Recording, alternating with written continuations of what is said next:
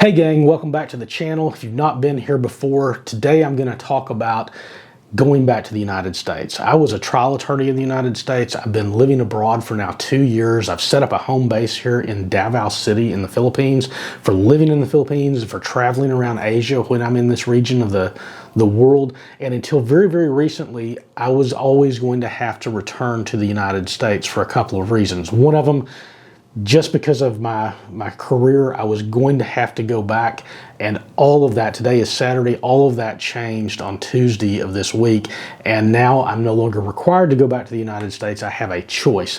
So I'm going to talk a little bit for the next couple minutes about how I got into that position and what has changed if you're curious about that. Otherwise, you can skip ahead and just see what I'm going to talk about as far as what my choices are going here forward of staying in the Philippines, going to the United States permanently, temporarily, whatever, and walking through the analysis that I've ran through today so that you can see my thought process. So when I first left the United States, I had several different cases that had to still be tried. Now, all of those got disposed of but one, and that one has been haunting me.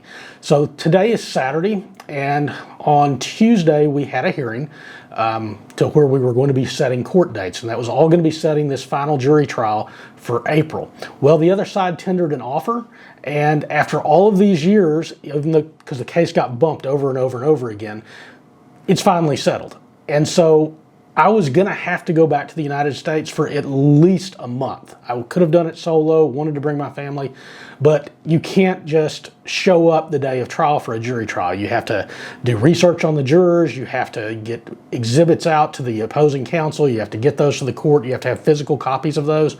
There's a lot of work involved. And basically, I was going to have to be there about a month before the trial. All of that has ended. So I thought I had to go back. I thought I had no choice. And now for the very first time in 2 years, I do have a choice. And this video is going to be looking at those choices now because that's what I've had to do today. So I've put together, the costs involved of going, why I should go back to the United States, and then why I should stay in the Philippines or continue my travels. And so that's what I'm going to be talking about in this video and going through this analysis with you that I have gone through today. The first thing I'm going to look at is the actual cost that it's going to be to travel from Davao City in the Philippines all the way to Nashville, Tennessee.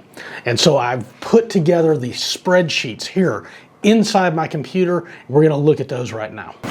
The cheapest direct flight from Davao to Nashville was this one right here. And you can see it is a long travel time. 61 and a half hours of travel with 20 hours of layover in Manila, another 21 hours of layover in Los Angeles. This is all with me and my wife, our 9-year-old child, and now a 6-month-old baby, so 4 of us. And the total cost on that really long flight is going to be $5,775.88.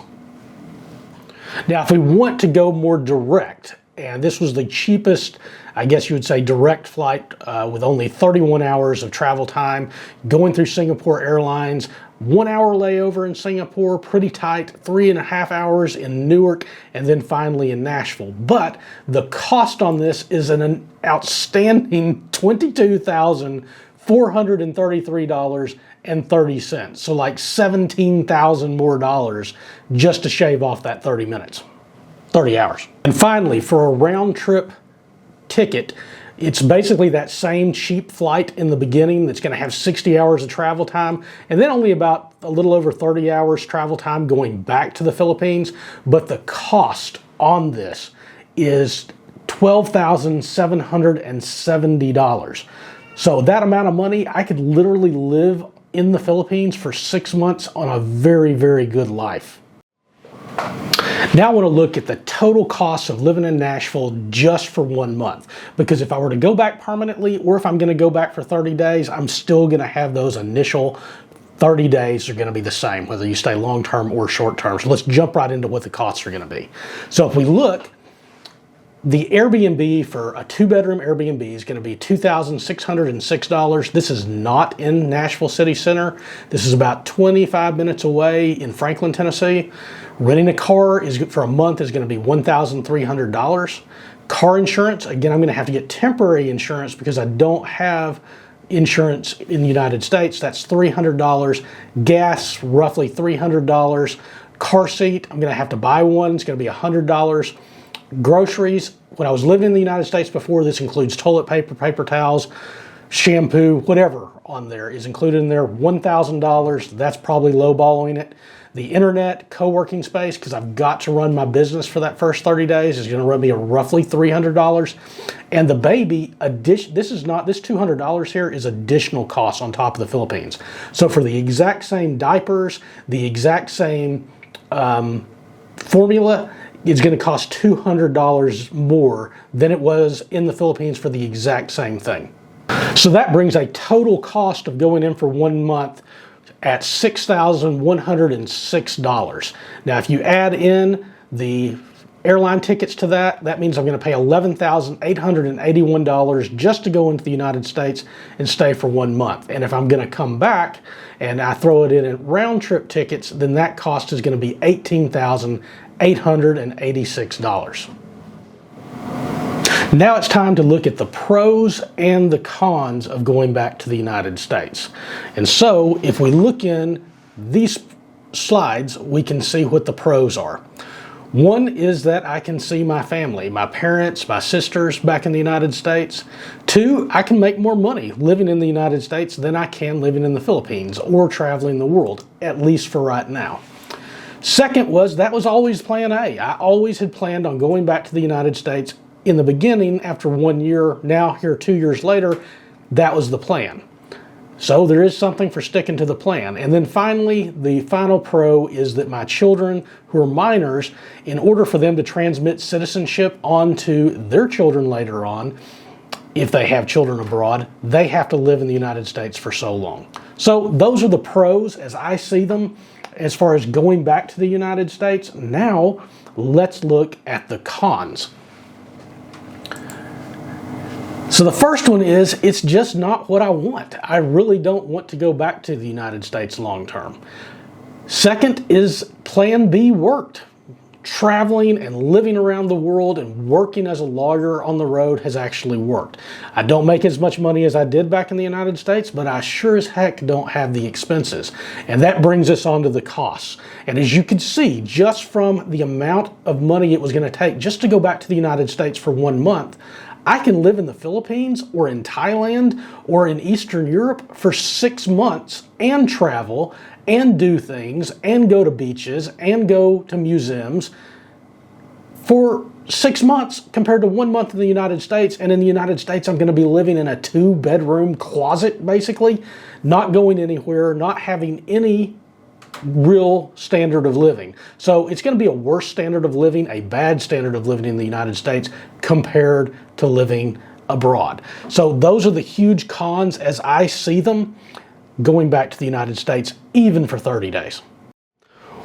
Wow. So all of that is so fresh because I had thought I was going to have to leave and go back in April, and now I don't have to do that. And now that I got a choice, and all of this stuff's been laid out there, I have thought a lot about it today. Still haven't totally made up my mind what I've got to do. I'm going to talk to my wife about this, talk to my family. I can tell you that as far as going back to the United States permanently and living, I'd rather drink turpentine and piss on a brush fire than do that. So that's probably not going to be in the cards. But going back temporarily, even though it may not just be for 30 days, maybe for 4 months or something, I'm going to think about that. I'm going to think about that with a lot of seriousness, but the costs involved, I've become very cheap and frugal living overseas. And although I can do that, I'm not necessarily sure that I want to waste that money when I could be going to a lot more countries. I could be staying here. There's lots of other things I could do with that money that would be more enjoyable than just going back there. So anyway, that's the analysis I had today.